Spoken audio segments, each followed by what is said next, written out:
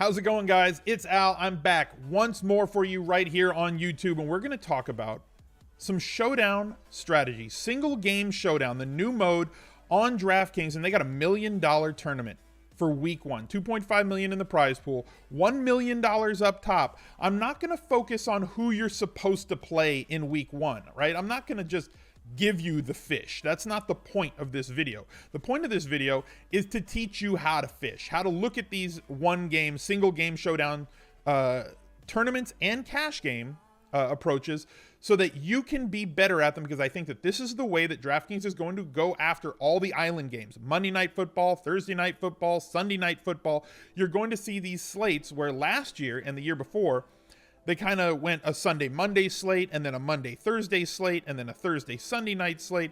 I think they're still going to do those, but they're going to attack them as well with these large single-game showdowns so that they don't tie people's money up for 3 days, 2 days, 4 days. The more turnover that they get on site, the better it is to have that available liquidity in people's accounts. People feel good when they win, so you get that one game, it's over, and they pay you out. If this is your first time watching a video on this channel, let's see how many likes we can get on this video. Can we get like 400 likes on this video? Can we get there? We have enough views on the recent videos to get there. Let's see if we can get there. 2, subscribe to the channel if you would be so kind. And when you do, make sure you ring the notifications bell, join the notification gang, so that you guys will know the next time and every time that I post a video during NFL season, and there will be a whole lot of them. I got Luke Lewis in here, aka Giant Ball of Oil on Twitter. If you don't follow him there at Giant Ball of Oil, you should follow at Giant Ball of Oil on Twitter, because if you don't, you're doing it wrong. Luke, how's it going this morning, man? Excellent.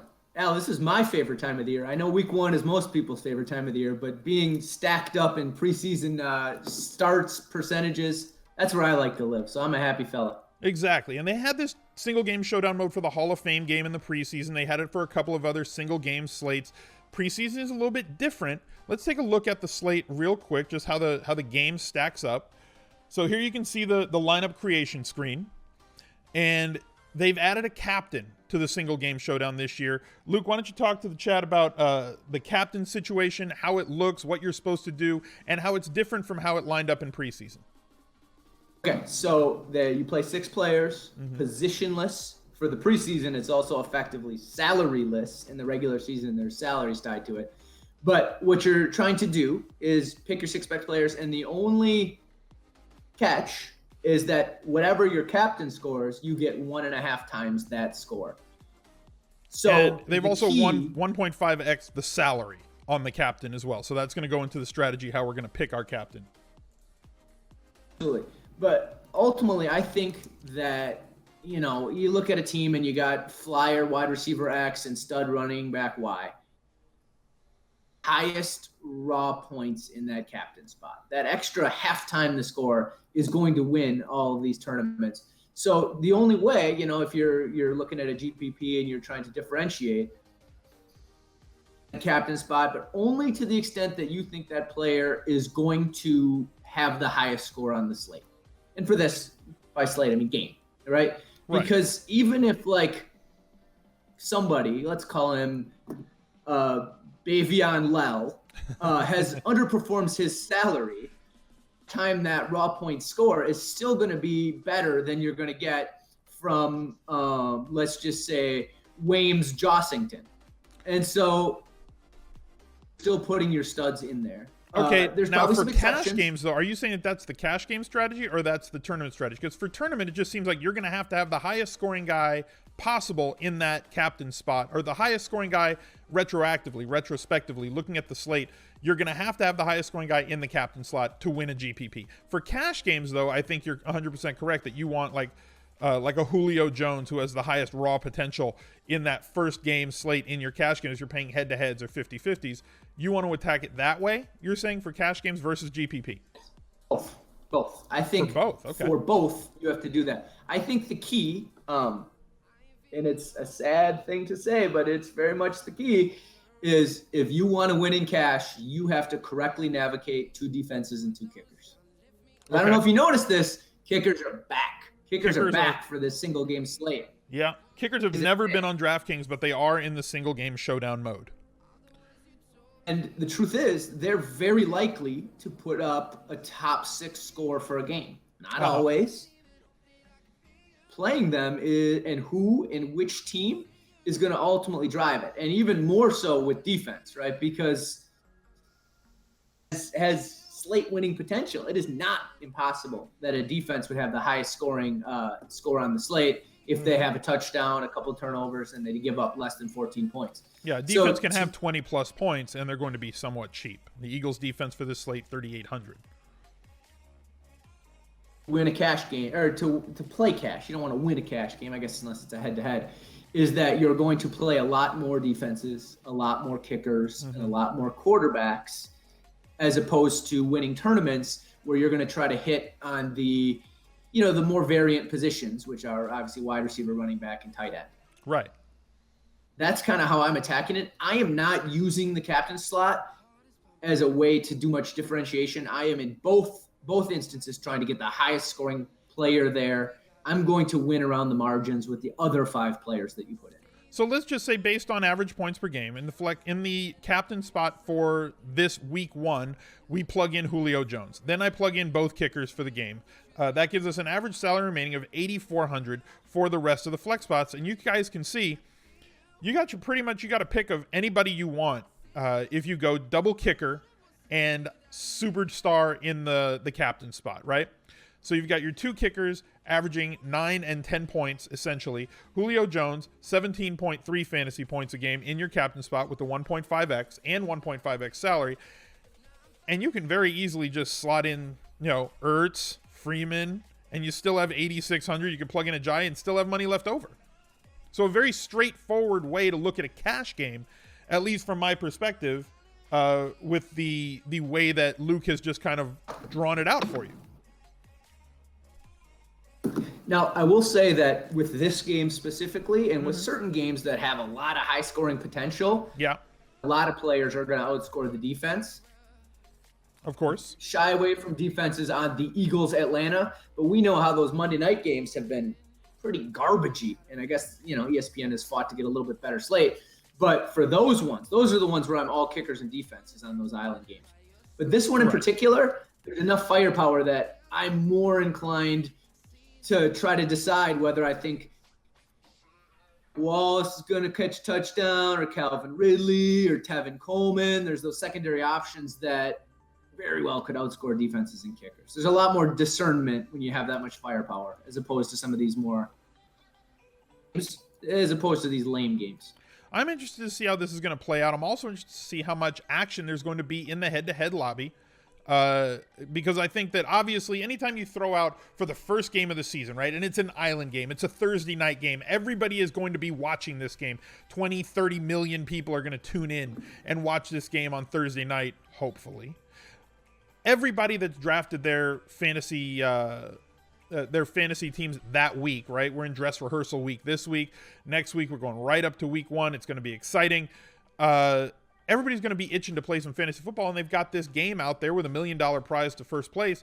Obviously, a promotional tool for Draftkings at $10 to come in there and get people to just come and try out this mode.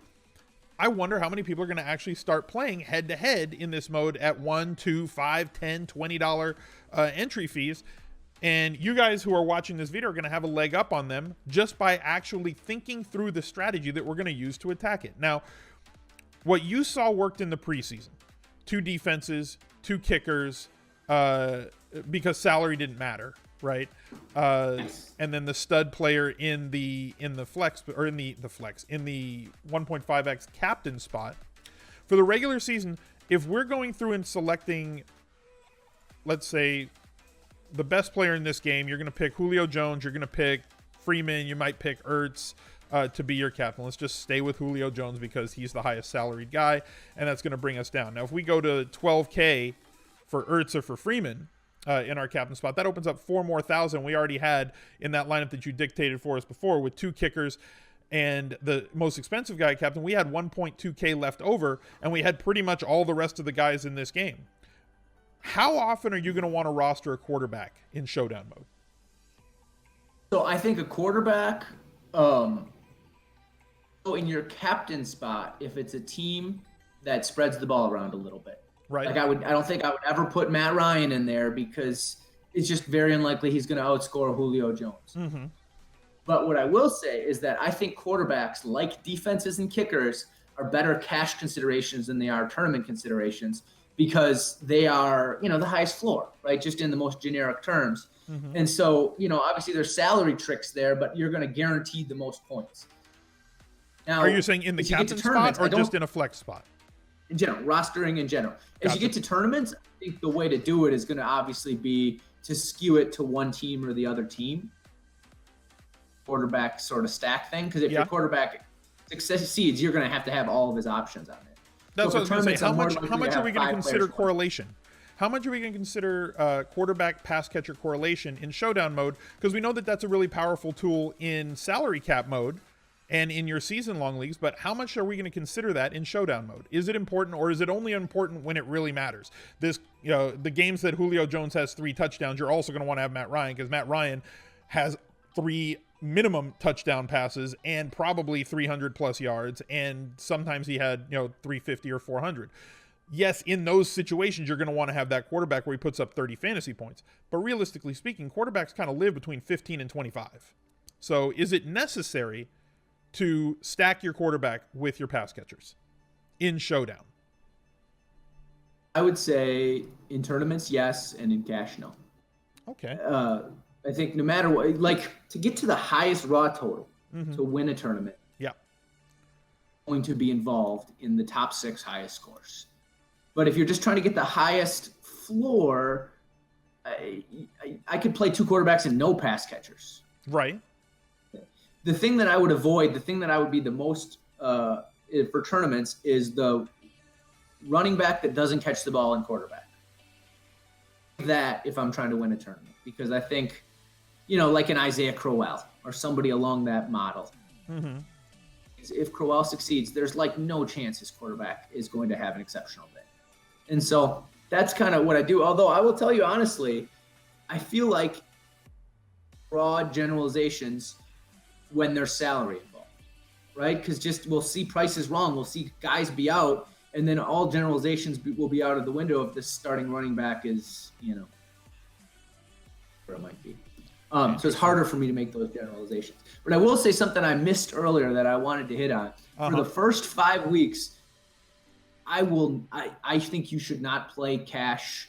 You should not play 50-50s, and you should not play double-ups in these single-game showdowns. Because what I've seen – public. When we know, if you see the DK numbers, and it's a couple years since I've seen like good data about this, but users are way up, and then eventually we get to November, and then you're just playing against all the grinders, right? But early on, when you get people that are reinvigorated from their daily league and they go in, the line to cash in these big GPP tournaments is going to be lower than it is in the 50-50. And it's worth noting that the cash line in tournaments is not necessarily 2x these days. Yeah, it's 1.5 in a lot of situations, especially a tournament like the Millionaire Maker for the NFL Showdown, right? If we look at the full contest details, very, very, very steep prize pool. 1 million to first, 100K to second, 10K to 10th. There's going to be a lot of duplicate lineups, in my opinion, throughout this tournament. It's 150 max if you have a lineup creator that'll do that. And then $15 for the min cash from 22,000th place to 62.5 pays $15 for your entry. So even if you squeak into the cash in this tournament, and there's 294,000 entries to fill this one, and 62,000 get paid, right?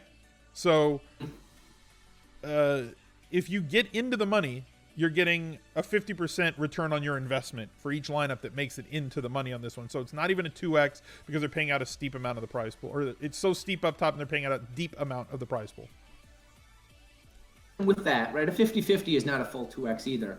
I think the score to cash in that $2.5 million tournament is going to be lower than the score to cash in any 50-50. That's something interesting to watch.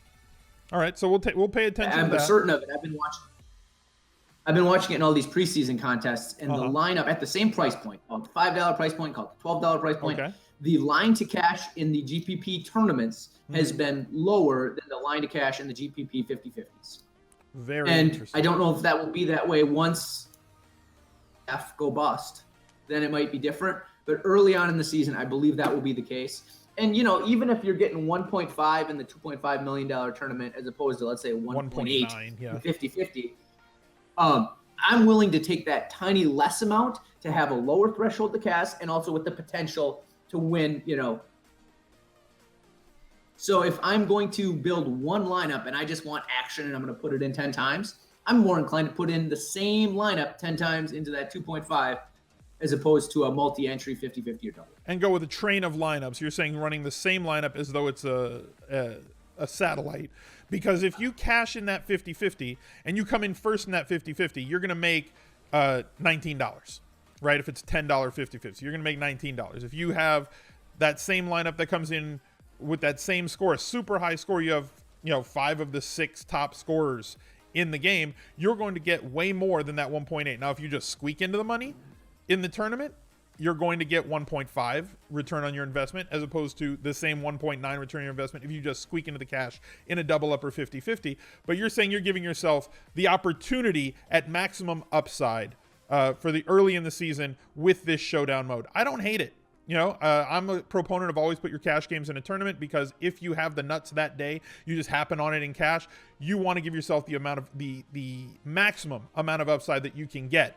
And I've won GPPs with my cash game lineup. There's oftentimes, if I make 150 lineups for the Millie Maker, there's been times that my cash game lineup has been my top scoring or one of my top 2% of that 150. And if I didn't enter it in tournaments, I would have lost all of that potential upside and all of that potential profit. Luke, thank you for joining us. He's at Giant Ball of Oil on Twitter. If you don't follow him, please go do so now. Thank you guys for watching this video. Drop a like on the video. Let's see if we can get over 400. Subscribe to the channel. Make sure that you click that notifications bell. And we'll be back soon with more strategy and tips videos for DraftKings in week 1. Thank you guys for joining me.